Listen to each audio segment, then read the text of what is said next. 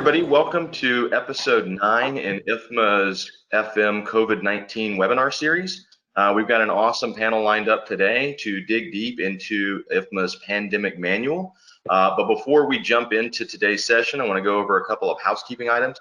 So we have muted everybody's audio for quality purposes, and everyone will receive a full recording of this session and can get all past episodes on IFMA's Coronavirus Resource Center. We've also got some handouts attached to this session, so those will be made available with the full recording. And with that, let me go ahead and turn it over to Joe Archie, who will be moderating today's session. Joe? Thanks, Chris. My name's Joe Archie, and I'm the chair of the IFMA Foundation. Welcome to the discussion of FM and COVID-19, leading the way from crisis to safety. I must share with you that the Pandemic Manual was made possible by the generous support of ABM, Global Workplace Analytics, Plan On, IFMA, and many other chapters and councils. I'd also like to thank the Foundation Board of Trustees and our staff, Christina Gonzalez and Diane Levine. Now, we are most fortunate to have the Pandemic Manual author, Dr. Stephen Goldman, who is, among other things, an internationally recognized expert in business continuity, pandemic prep, crisis leadership, and much, much more. Our panelists today are also Jenny Young, chair of the IFMA Asian Advisory Board, and Tony Pucci, senior vice president, Enterprise Solutions at ABM. Great, thank you, Joe. Thank you, IFMA. Thank you, everyone, for allowing me this opportunity. So what we're going to go over, at least in my section, is talk briefly about crisis management, some COVID-19 issues, including the way the media is covering part of it. We'll go through just the contents of the IFMA Foundation Pandemic Manual, and then Jenny and Tony will talk some case studies, and then we'll wrap up with some additional resources. These are the, Joe, do you want to take this, or you want me to do this? Once again, it's always good to advertise our sponsors. Thank you. Okay, so I want to talk about crisis management briefly. I could spend hours on that alone, but I appreciate it. So the interesting thing about a crisis is that, you know, you got no option. When it hits, you got to participate. And I think we're all learning how you handle it can make you or break you. And the big thing about crisis management, it's not a science. It's more of an art. It's leadership. It's gathering resources together and making it work. So common sense should prevail. You know, there's no hard and fast rules. Clearly, what we're learning, and you all should have learned, is you have to be prepared. No two ways about it. And through all the years I've been doing crisis management, crisis studies, consulting, communication is always the toughest part of any crisis. No one's going to argue with that.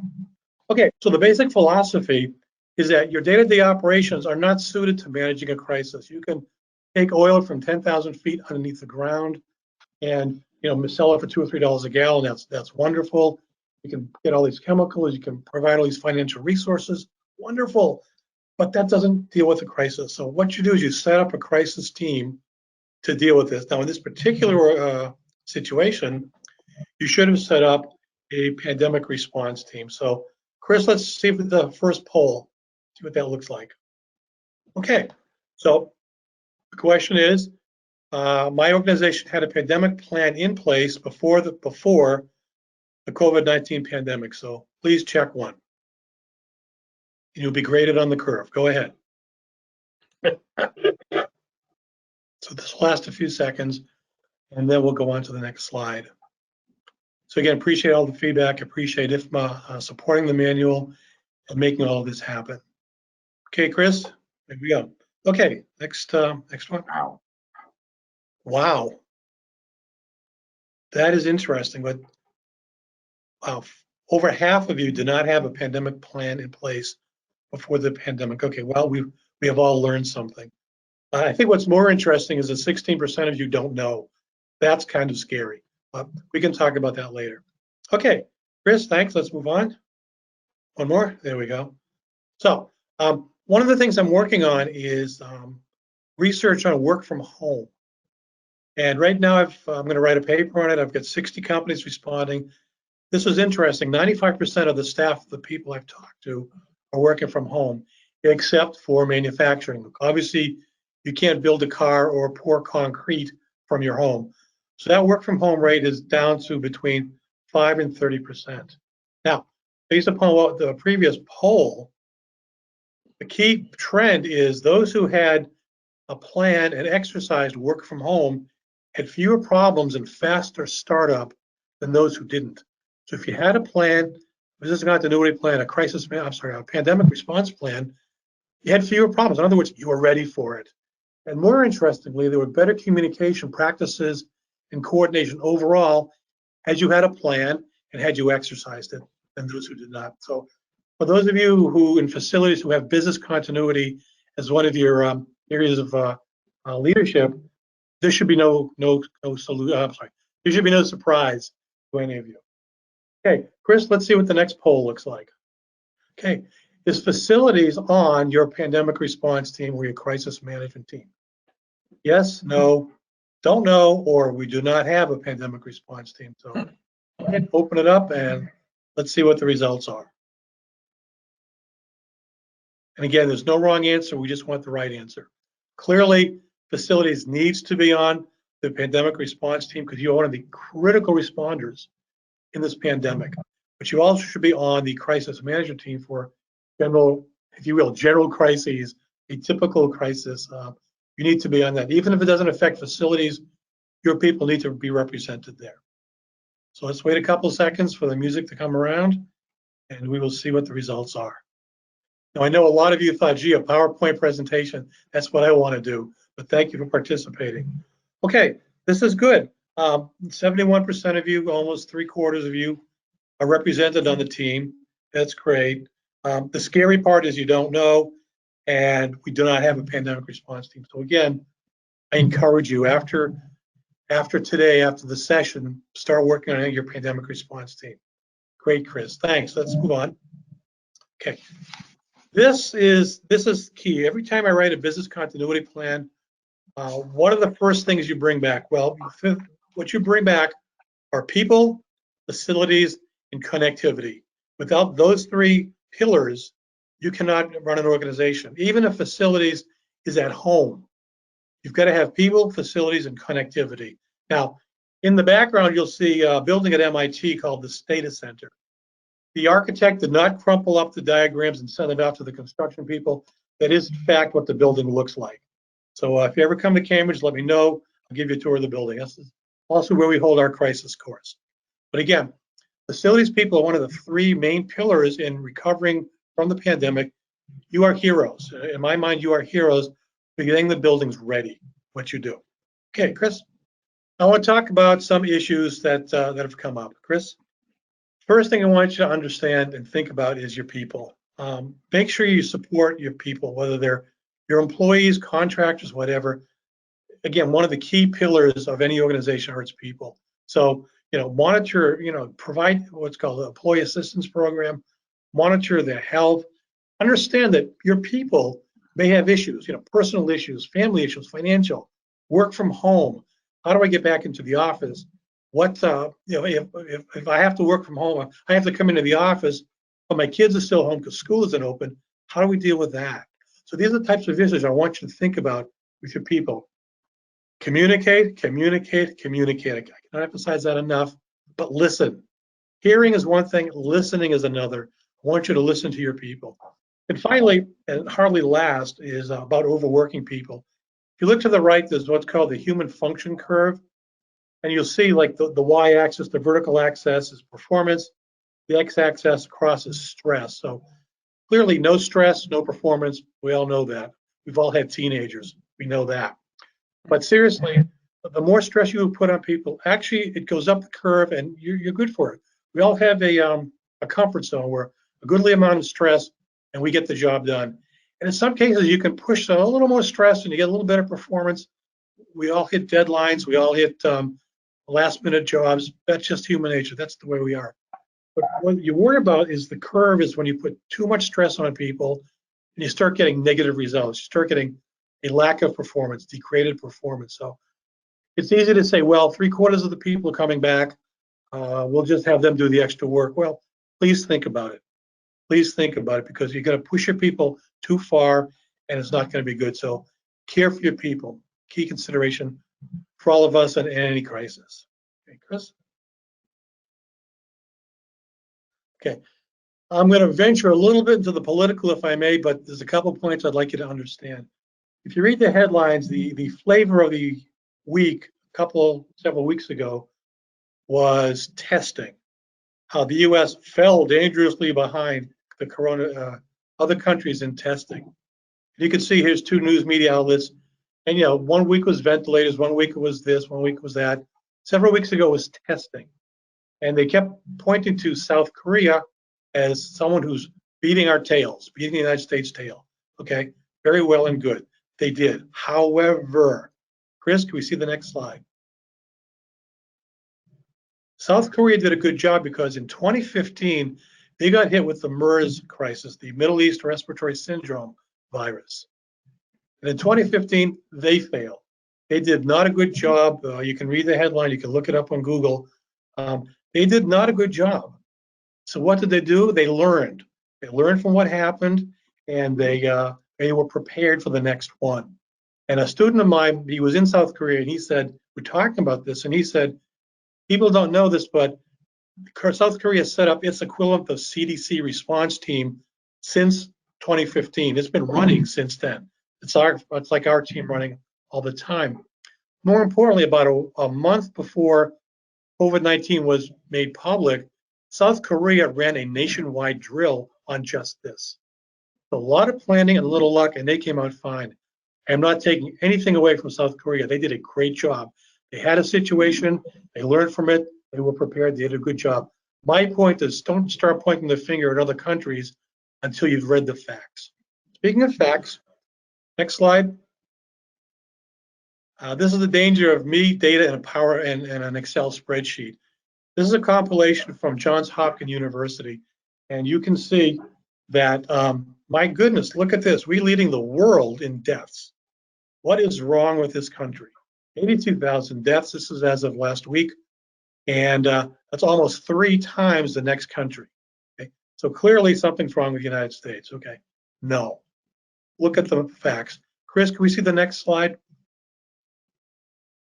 When you sort this by, here we go, thanks.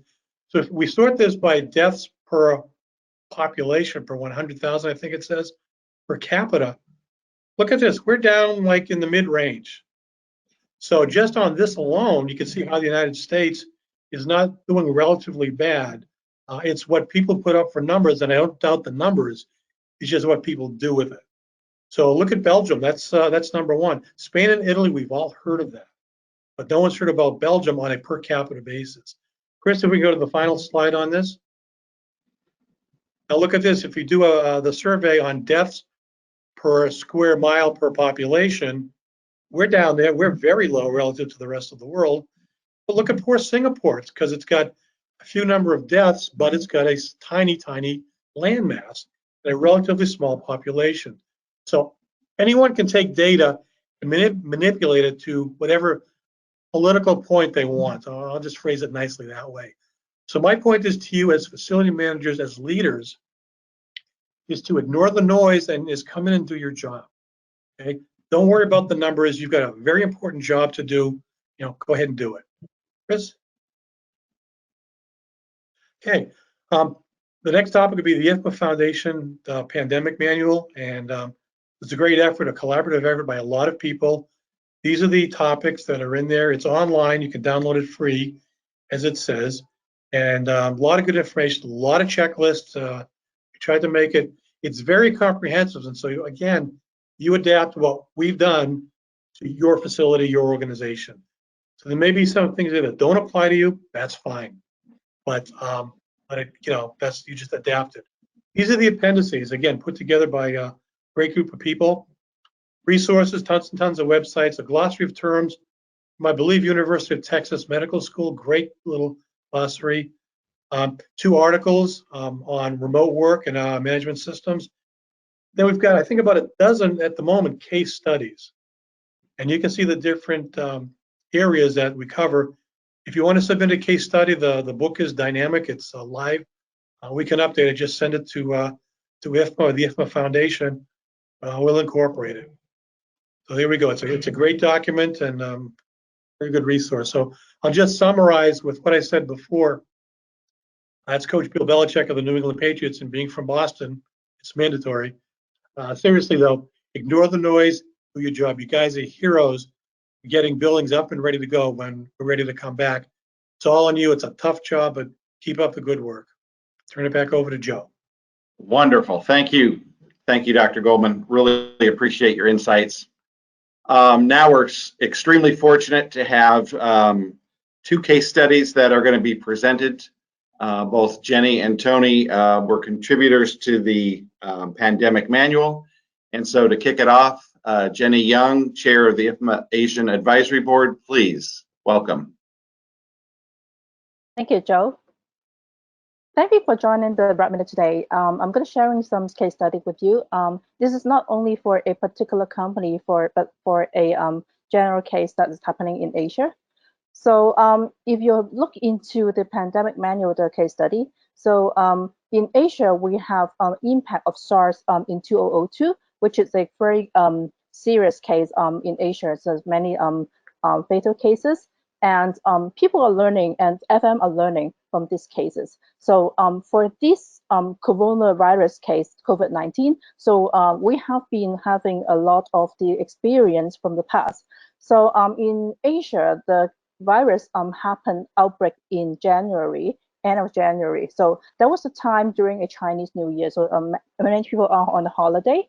So what happened was the pandemic response level escalated by the government, and FM during the time was very responsive, and they prepare for the premises when the people returning from the holiday.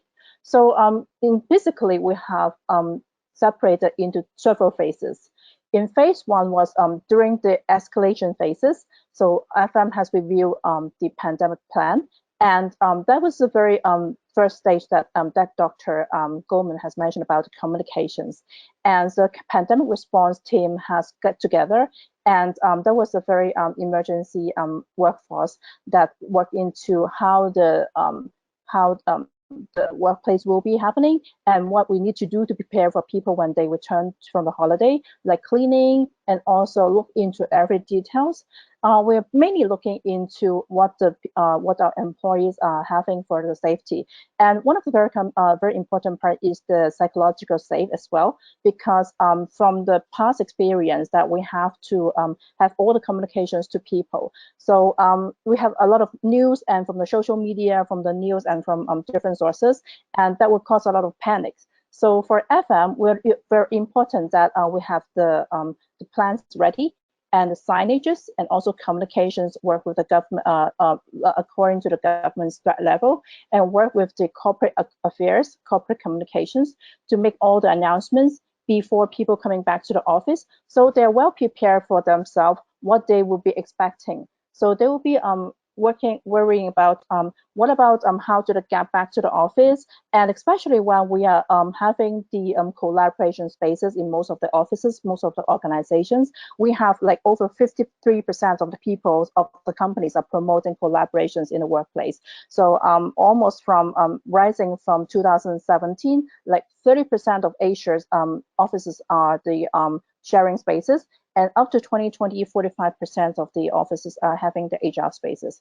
So we have more and more people-to-people contact, which is a very way of transmissions of the COVID-19 virus. So people will be very worried. So what we are doing is we look into the PPE, and this is one of the items that we also talk about in the COVID-19 series number 3 webinar, that how companies are providing the PPE to ensure that the employees are very comfortable when they're in the offices, and especially for the cleaning as well, because we have employees coming to the workplace at the same time. So how do we enhance the cleaning, the physical presence of the janitors, and also the broadcasting to communicate to people? Because sometimes, most of the times that when FM are working on the other preparedness, people will not see it. So it depends heavily on the communications of telling people what the companies has prepared the premises for their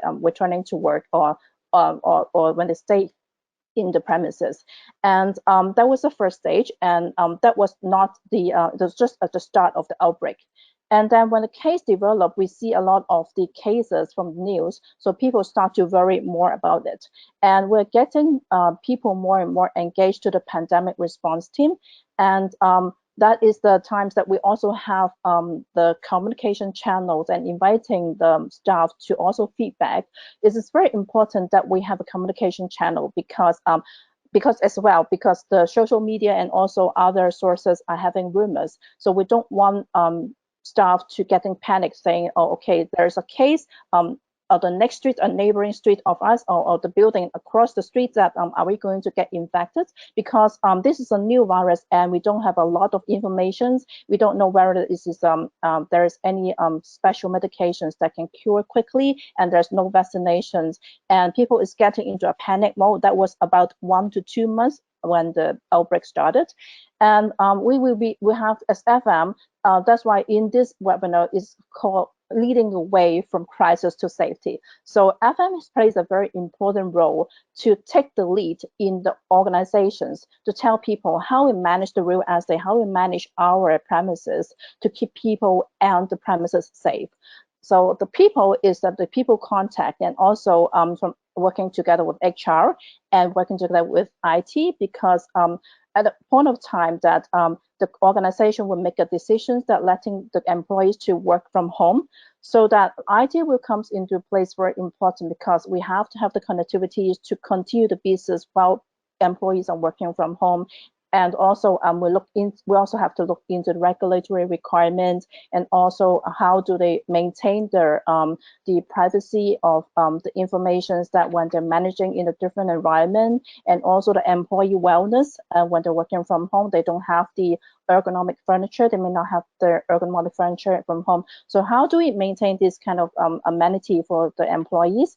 And when they work on the continuities, we also have to pay very high attention on the connectivity back to the offices, and regular meetings, and how the managers manages the staffs, and also to make sure that everything is on the right track while the communication is going on.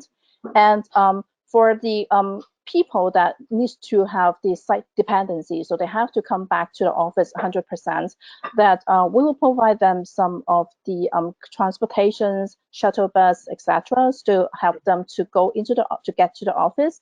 And this is one of the things that we need to keep our employees very comfortable. And how do we manage our shuttle bus services? Do we have a social distancing in the shuttle bus? And we also need to tell people that we are escalating the cleaning. We're doing the disinfecting cleaning during every trip. So every time when they get on the bus, this is a clean bus. It's not going to be infected because of there's any disease or any virus being left behind, and it touches anything and got infected. So this is one of the way. And also when they're in the premises, they will see signages. Social distancing is one thing, and disinfectants. They will have hand sanitizer, temperature check when they're entering the building, and also when they go to every point of the workplace, in the workstation, in the collaboration rooms, and even when they're in the washrooms. So we have different types of reminders telling people how to wash their hand properly, how do they manage their face masks when they're disposing them, where do they dispose into the right receptacles, and also to cover the lids when they flush the toilet, etc. Those are very minor things, but FM is taking the lead to put into a plan that we have to have these informations ready, and especially we will put that into the company intranet, so that every employee will have access to the information. So also taking into the experience from SARS in the past, that was a time when there were a lot of fatal cases. So daily communication with the employees is very important. So that was another case when I was with a developer. So we have multiple tenants in the high-rise building. So the outbreaks was very fast at that time as well. So we proactively contact the tenants and also do the communication broadcast to everybody, telling them that do we have a case or do we not having a case? Do we have a suspected case and what's the situations? So they will have the right information sources instead of listening to the other grapevines. So they don't get into the panic mode. And if they have any queries, and we also have forums that they can express what they want to want the landlord or want the management to do for them, and also do the lift segregations, and we also explain in advance what is the procedures that we will do in case of different scenarios. So that is very important because for something, especially for pandemic, because every time the pandemic will be quite differently. So we have a different scenarios during the SARS, and we have different scenarios during the MERS, during the swine, during the avian flu, etc. So even for the COVID-19, the situation is very different, and the preventive measures are also different. So we need to think ahead of time for FM to look into if something happens, if this situation happens, what are we going to do, and what are we going to prepare for our employees and for our visitors as well. And from the internal point of view, how do we manage our building, the property properly, especially when we're talking into the PPM, the planned preventive maintenance? Do we have to bring forward the plan, or do we have to delay anything to make sure that the operations of the building is not being affected? And this also for over the past 10 years, when we have a lot of technologies being developed, we can have a lot of automations. Say, for example, we can have robotic cleaning in the common area, so people will see physically that this is a cleaning robot disinfecting continuously with a quality cleaning standards. And we also have monitoring system to look into our infrastructure facilities to make sure that everything is in place, that we don't have to deploy people on site just for this kind of repetitive work. We have the remote monitoring, and we have the alarm system that we can respond quickly and we can respond correctly. And at the same time, we can do preempt what is going to happen next, and that we can prepare in advance. So we have mitigated a lot of these kind of unexpected events, especially during the pandemic, and also different types of crises.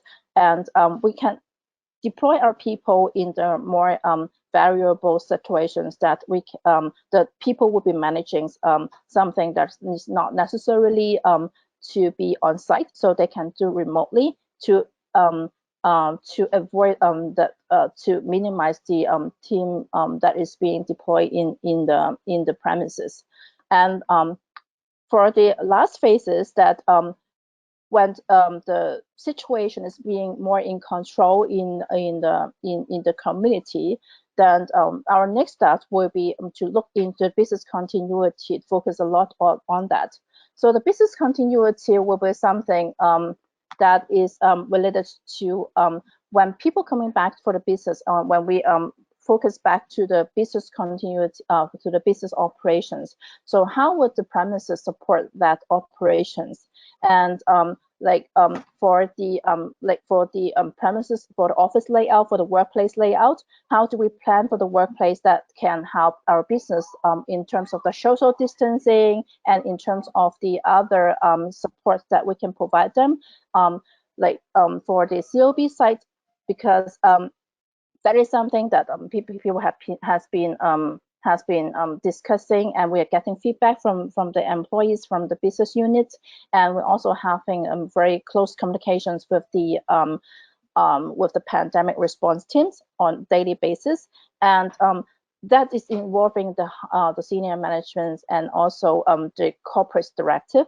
So that is what FM has started to get into the very focus point, that in terms of the safety, operations, and also the planning of the organizations. Okay, so for what we can do differently is for the different cases, we do have something in common. For the different cases, the scenario is different, but one thing in common is the communications, as we also mentioned earlier in this webinar, that we we don't really mind to have over communications, because we need to get everybody involved, even for all the staff at all levels, to let them understand that what we are planning to do, because not everybody is looking into the broadcast daily, but if we have a lot of the communications, we over communicate, so people will get the details.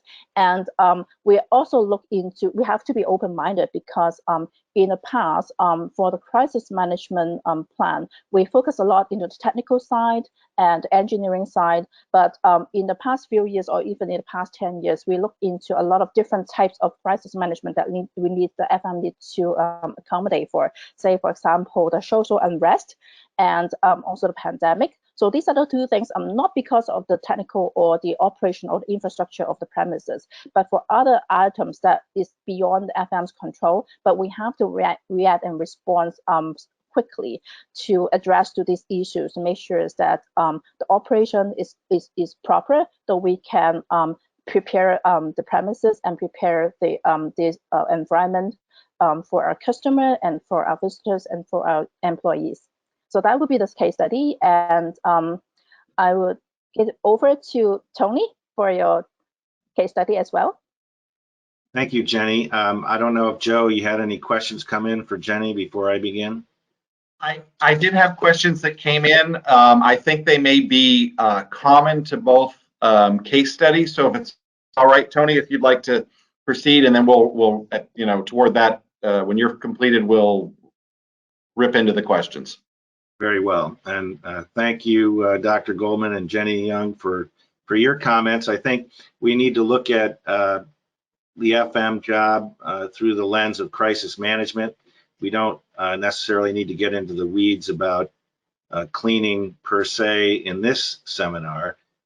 We have a lot of materials that we'll be sending out that will help you with that. But I think the key here is communicating, and it's amazing to me that FM and janitorial services have become mission critical in the last few months, whereas in the past they were not. And if you look at our case studies, you'll see from airlines to manufacturing of COVID testing parts, the ability for those people to conduct their business on the front lines of this crisis are critical, that the FM piece and the cleaning piece be in place.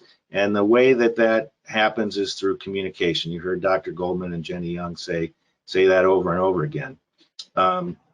There's a lot of planning that needs to go into the cleaning of your space, particularly when you have reentry that is before us right now. We've developed a three-step program to handle that. But first, you need to assess your facility, get it back up and running, and then proceed with high-touch cleaning and broad-based disinfection periodically. But the key is that these need to be followed through the use of EPA registered disinfectants. There are many antimicrobial films that people are touting now that may not be EPA registered. So you need to be careful about that. But you need to make sure that the planning is in place, that the checklists are followed, that you incorporate your service providers in your pandemic response and reentry plans, and communicate, as everyone has said. That's the key. So Joe, you could go to the next slide. We're going to be publishing this, so you need not read through it here very quickly, but the three-step process really is about preparedness and making your occupants of your space feel comfortable and communicating what has been done. I mean, that's the key. Making sure that your facility is safe and that the people that are re-entering know that it's been cleaned, know that it's been done properly, know that it's been certified by experts. That's the key. Then they're going to be able to feel comfortable and be able to execute their jobs in a safe environment. The second step is high touch frequency cleaning. This is going to need to be done in addition to regular cleaning. We don't believe that this is something that will be done in lieu of regular cleaning. Facilities are still going to need to look clean, feel clean, but more importantly, be safe and disinfected. So high touch frequency cleaning and planning what those are and mapping that out is really critical based on your occupancy, the workflow, the passage of people in and out of your facility. That's going to be key. And then lastly, you need to disinfect broadly. This may be done with electrostatic sprayers and full cleaning, disinfecting surfaces that are touched. The open concept of space needs to be addressed very frequently because different people will be in different spaces all the time. So this three-step process is really important part of your planning. Again, we can't emphasize this enough. The communication is key. There are many things that you can do to communicate to the occupants of your building, both from where they enter and to where they congregate differently now, keeping that social distance and floor signage. You've seen it in grocery stores, I'm sure, but you're going to need to have some of this in certain spaces. So you'll need to plan your communications, plan your reentry, make sure that you're using certified disinfectants in both high touch and broad-based ways. Next slide, please. So with that, I'll turn it back over to Joe, and I believe we have some questions that have come in for everyone, but Joe? Thank you, Tony. Yes, in fact, one of the items that I missed in an earlier part of this program was to announce that you could send in questions and that we will try to pool from those and answer as many as we can. Obviously, some people have experienced webinars in the past because questions were already starting to flow in. So thank you very much for all of you people that are past the introductory lessons on webinars.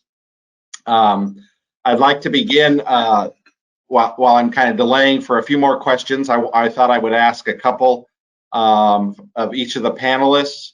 So I'll give you a moment to think about this one. What was the lesson that you learned from your case study, the number one lesson that you learned from your case studies? I don't know if either one of you want to jump in now. If not, I have a good one for Dr. Goldman. So Jenny or Tony, or do you need a moment to think? You want to go first? No, let them go. Dr. Goldman wants to. Let them go first. Jenny, do you have, you want to go first? Okay, let me go first for the case study. So what I learned from the case study is I looked into several different companies. Before my current job, I also manage different portfolios. So something in common is, again, the communications and the planning. So planning is something that is interesting because we cannot plan for all the scenarios, but we do have a rule to go into. So when we especially look into the pandemic manual, that we have a lot of checklists and a lot of the structure that we need to prepare for, and we need to be conscious that for FM, we make sure that the workplace is ready for people. So people will come to the workplace about feeling good, and when they come to work and feeling pride and a sense of communities. So there's about social, the social collaborations. When pandemic is happening, so what the takeaway is, how do we weight the balance between the communications between people, the contact between people, and social distancing. So we are together when we are apart. So this is kind of contradicting, but this is something that we need to share, and sharing is very important because not only sharing with amongst the FM, but also sharing with the business units, because they always have ideas that flow into the open forum, that you look into what is the need. And one of the very critical role of FM is providing a comfortable environment for the business and for the customer. So we need to be interactive to understand what is the current trend, not only for the objective side, but also for the social and psychological need of the people in the workplace. So I think that is one of the takeaways that we have in this case study. Wonderful. Thank you, Jenny. Yes, and what I would say, at ABM, what we learned primarily is that we need to rewrite our standard operating procedures. There will never be a return to normal as we knew it from a cleaning perspective. That's number one. And number two, the importance of supply chain was remarkable to us. In the past, when we purchased cleaning products, 85% were general cleaning products. Today, 85% are disinfecting products, which is a complete change in what we've done. So we have to think about supply chain and availability of disinfecting products as you go on and apply them to your new standard operating procedures. Interesting. Very. Thank you. All right, Dr. Goldman, here it comes. This is an interesting question that came in a variety of forms from individuals that have submitted, so I'm going to summarize it. So for Stephanie and Mark and Stephen, who submitted something similar to this, here it comes. This may be a little weird, maybe a little unfeeling. How can I leverage or use what's going on now to help me prepare for the future? Oh, very good. Very good. Okay. Let's see. What I would do is come up with your pandemic action plan. Excuse me. And find out all the things that you were missing, things you needed to do, the areas for improvement, the things that didn't work, what lessons we learned, and then present that to management in a chart, which says these are the things we got to get done now within 30 days over the year. And then basically you tell management, okay, if we don't do these, we are going to be in worse shape than before because we should have known these things because it's been identified. So again, strictly cold-hearted, technically, take advantage of the situation and compile what you need to do, bring it to management, say, okay, boys and girls, we need to do this, otherwise we're going to go through it again. And I've told you it's going to be your fault. So I would play the political game, again, being very cold-hearted about this, to leverage what you've learned to get what you need. Excellent. All right, another question that came in. Here we go. Can you elaborate on the importance of the proper signage for COVID-19? And I'm going to open that up for any one of the panelists here. Proper signage for COVID-19. I volunteer, Tony. Thank you, Dr. Goldman.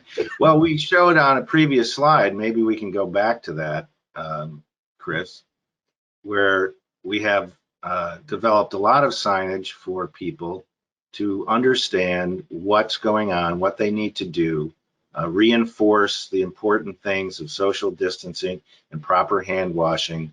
One of the things about hand washing, which is interesting to think about, when we look at the automated spigots that we have in the restrooms, we need to make sure that they're running for at least 20 seconds now, whereas in the past they may not have.